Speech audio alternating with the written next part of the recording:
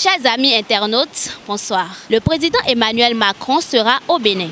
Il s'agit de sa première visite officielle depuis celle du président François Hollande en 2015 sous la présidence de Boni Yayi. À la question de savoir ce que pense la population de cette descente de Macron au Bénin à quelques jours de la célébration de la fête de l'indépendance, les Béninois apprécient. Si c'est pour changer ce qui ne va pas, c'est bien. Aujourd'hui, ce qui se passe en Afrique, où on tue les pauvres partout, regardez le cas du Mali, c'est pour changer tout ça là en Afrique? Ou bien il y a quoi derrière? Je ne comprends pas. Et les Africains souffrent, les Africains n'ont pas la paix. Ce que moi je veux simplement dire, c'est quoi? L'indépendance des Africains, donner aux Africains l'indépendance totale. Les Africains ne sont pas indépendants, ne sommes pas à l'aise. Oui, ce que moi j'aurais souhaité pour la visite du Macron, c'est quoi? Ils n'ont qu'à nous laisser en paix. Rendez-nous notre monnaie. L'Africain souffre trop. Laissez-nous en paix. Si c'est dans ce sens qu'il est arrivé, ça c'est bien. Il est bienvenu chez nous. Oui, je pense que c'est une très bonne chose parce que le président Macron, depuis des années, il vient en Afrique mais n'est jamais venu chez nous au Bénin. Il est allé plusieurs fois au Niger mais jamais au Bénin. Déjà que moi j'ai appris qu'il doit passer au Bénin, je suis très content. Maintenant, qu'est-ce que ça venu au Bénin, ça peut nous apporter? Je pense que ça peut booster les relations entre les deux pays. La France et le Bénin, on peut signer beaucoup de partenariats et la création des entreprises dans plusieurs domaines. Je pense que ça peut faciliter déjà les choses. Je pense que c'est une bonne chose et pour la diplomatie du Bénin également. On arrivait au Bénin, je voyais juste loin qu'ils voulaient redécouvrir encore les œuvres d'art qu'ils nous ont restituées. C'était juste ça. Je ne vois pas de politique, mais je ne sais pas si ce serait encore politique. Dans le cas où ils voulaient encore renforcer le partenariat ou soit la collaboration France-Bénin, je ne sais pas trop. Mais c'était ce que j'imaginais lorsque j'ai entendu parler de son arrivée. Dans quel contexte s'inscrit cette visite et quelles sont les attentes de cette rencontre Talon-Macron? Morgane Asogba-Metondi, consultant et analyste géopolitique, nous éclaire. Alors, lorsque vous jetez un œil déjà aux acteurs ou aux différents membres qui composent cette délégation, qui accompagne le président français au Bénin, vous avez le ministre des Affaires étrangères naturellement, vous avez celui de la Défense et vous avez aussi celui du commerce extérieur.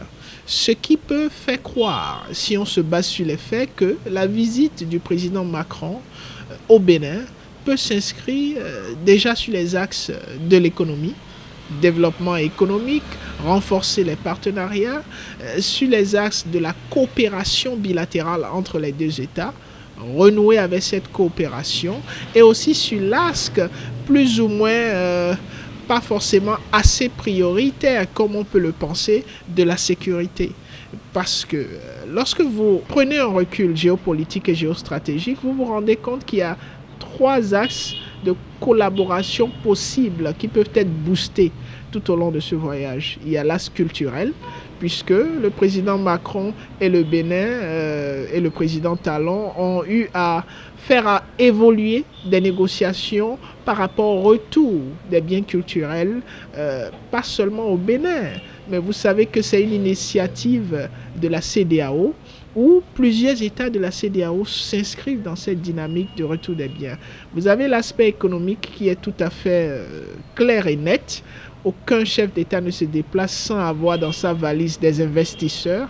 Et le Bénin aujourd'hui s'inscrit dans une dynamique d'attraction d'investisseurs. Et donc c'est une opportunité certainement pour faire évoluer les différents niveaux de coopération à ce niveau. Le renforcement est une évidence parce que le déplacement d'un chef d'État, comme je vous l'ai dit, c'est un investissement. Et aucun État ne fait cet investissement s'il n'est pas certain qu'on est en train d'aller vers un renforcement de la coopération. Et donc ce renforcement, il est évident.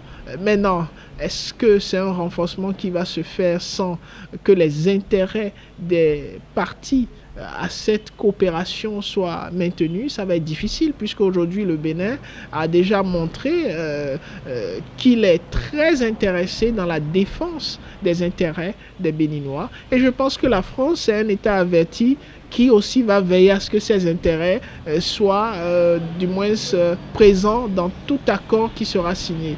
On aura un renforcement de collaboration, de coopération, mais un renforcement de coopération qui va plutôt aller dans une dynamique de gagnant-gagnant qui n'est pas forcément ce à quoi on a l'impression d'avoir assisté pendant un certain nombre d'années. Mais depuis un certain temps, je pense que les choses se remettent en place, que la coopération, que ce soit bilatérale ou multilatérale entre les États africains et les États européens est en train de se stabiliser pour un partenariat gagnant-gagnant.